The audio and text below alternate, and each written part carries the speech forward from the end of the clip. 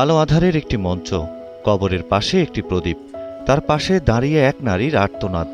বহু কষ্ট, অভিমান আর বিশ্বাসঘাতকতার রূপরেখা যেন ঝরে পড়ছে তার চোখের জলে।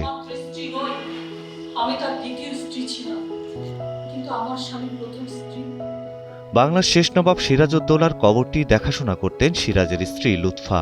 প্রতি সন্ধ্যায় সিরাজের কবরে যে প্রদীপটি তিনি জ্বালাতেন তা যেন ছিল এদেশের স্বাধীনতার আশা আকাঙ্ক্ষাকে বাঁচিয়ে রাখার এক প্রতীক।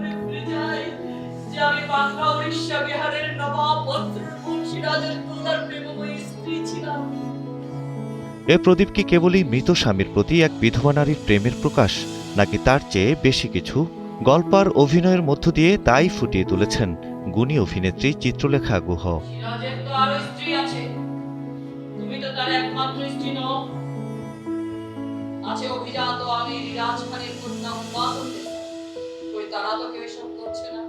চল্লিশ বছরের অভিনয় ক্যারিয়ারে এই প্রথম কোনো মঞ্চ নাটকে একক অভিনয়, তাই প্রস্তুতি ও সাহসের জায়গাটাও ছিল একটু বেশি।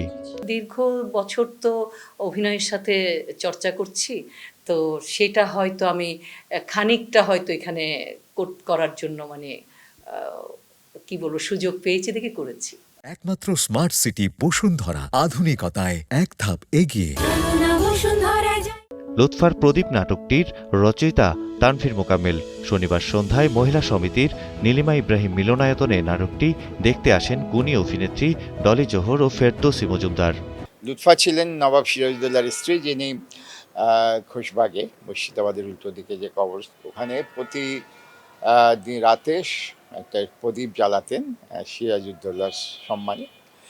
এই যে বাংলার শেষ স্বাধীন নবাবের কবরে প্রদীপ জ্বালানো, এটা অনেক কিছুর প্রতীক হতে পারে আর কি। এটাই নাটকটার মূল বিষয়বস্তু।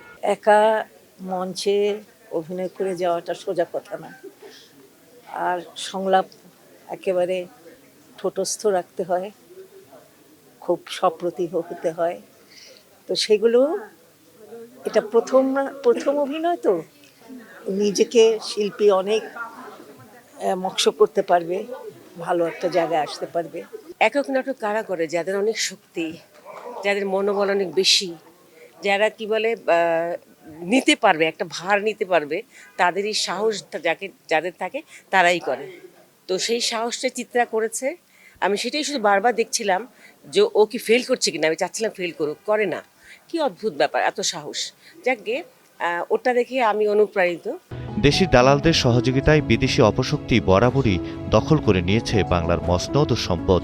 লুৎফার প্রদীপটি যেন হয়ে ওঠে পরাধীন এক জাতির আশা আকাঙ্ক্ষা ও স্বপ্নের প্রতীক। কাজ করে না, এই লাভের জন্যই তুমি কাশিম বাজার